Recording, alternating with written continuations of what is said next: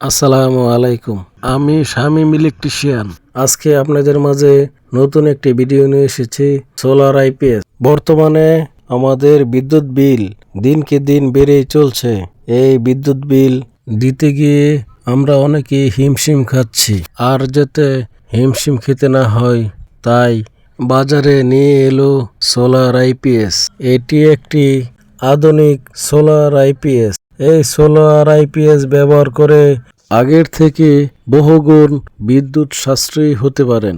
এই solar IPS এ দুই সিস্টেমে চার্জ করা সম্ভব। এতে দুটি সুবিধা রয়েছে, যেমন সূর্যের আলোতে প্যানেলের মাধ্যমে চার্জ করা সম্ভব। দ্বিতীয় সুবিধা হলো বৈদ্যুতিক লাইন সকেটের মাধ্যমেও এটি চার্জ করা সম্ভব।